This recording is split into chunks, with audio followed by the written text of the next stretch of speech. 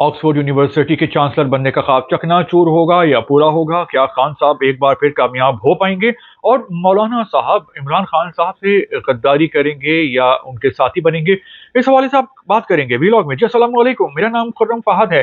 सबसे पहले बात करते हैं ऑक्सफोर्ड यूनिवर्सिटी के हवाले से। जो खान साहब के चाहने वाले हैं उन पे बिजलियां गिरने वाली हैं, उनके हाथों के तोते उड़ने वाले हैं, क्योंकि ऑक्सफोर्ड यूनिवर्सिटी की इंतजामिया ने खान साहब को ऑक्सफोर्ड यूनिवर्सिटी के चांसलर बनने की रेस से बाहर कर दिया है। अब खान साहब चांसलर नहीं बन सकते, उनका जो ख्वाब है वो चकनाचूर हो गया है, शर्मिंदा ताबीर ना हो सका ख्वाहिश खान साहब की चांसलर बनने की। और ऑक्सफोर्ड यूनिवर्सिटी के जो इंतजामिया है उनका ये कहना है कि चूंकि खान साहब जेल की सलाखों के पीछे हैं और उनको मुजरिमाना सरगर्मियों में सजा मिली है, तो कोई भी जो क्रिमिनल है वो चांसलर नहीं बन सकता ऑक्सफोर्ड का, तो उनको निकाल दिया गया है।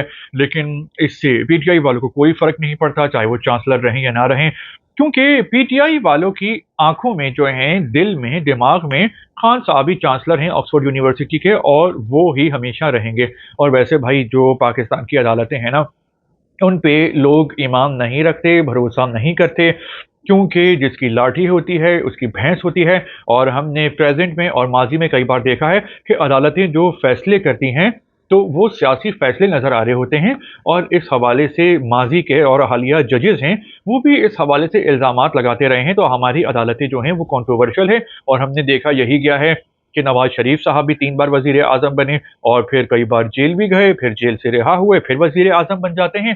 तो जिस तरह सियासत पाकिस्तान में लूडो में सांप और सीढ़ी का खेल होता है, तो इसी तरह जो है वो पाकिस्तान की सियासत है। अब दूसरा पॉइंट यह है कि मौलाना फजलुर रहमान खान साहब से गद्दारी करेंगे या साथ देंगे। देखिए यहाँ पे एक बात तो मैं वाज़ेह कर दूं कि बात यहाँ पे दीन और ईमान की और कुफर की नहीं है, यानी हुब्बुल वतनी की और गद्दारी की, नेकियत बदी की नहीं है, ये सियासत है। और जो पाकिस्तान के जो सियासतदान हैं वो अपना मफाद देखते हैं, चाहे वो मौलाना फजलुर रहमान हो, नवाज शरीफ साहब हो, जरदारी साहब हो या इमरान खान साहब हो, ये सब जो हैं इनका फोकस होता है इनका फ़ायदा, सियासी फ़ायदा हासिल करना, जिसमें ये एक दूसरे पे घिनौने इल्ज़ामात भी लगाते हैं और फिर इनका खुफिया तौर पे आपस में ताल्लुकात भी होते हैं, मिलना-जुलना भी होता है, दोस्तियाँ भी होती हैं, रिश्तेदारियाँ भी होती हैं। तो मेरी जो सियासी कैलकुलेशन है उसके मुताबिक जो 19 तारीख है उस वक़्त तक जो 26वीं आईनी तरमीम का जो बॉम्ब है वो फूट जाएगा, मामला ठंडा हो जाएगा। और फजलुर रहमान साहब किसका साथ देंगे? फजलुर रहमान साहब इमरान खान साहब का साथ नहीं देंगे, क्योंकि केपी में तो पीटीआई की हुकूमत है और फजल साहब ये समझते हैं कि उनके हक पे डाका मारा गया है, उनको ये हुकूमत देनी चाहिए थी केपी की और जितवाना चाहिए था। तो जो खान साहब हैं वो हमेशा से उनके राइवल हैं, मुखालिफ हैं, सियासी हरीफ और हमेशा रहेंगे।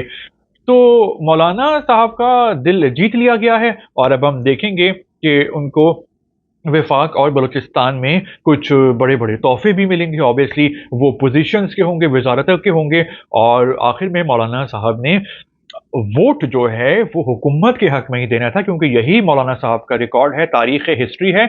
बस वो ज़रा खेल रहे थे, अपनी वैल्यू बढ़ा रहे थे और आखिर में जब ऐलान होगा, तो कुछ देर पहले ही ऐलान होगा, कुछ घंटे पहले, कि सब मुत्तफ़िक हो गए हैं और ये तरमीम 26वीं मंज़ूर करवा ली जाएगी।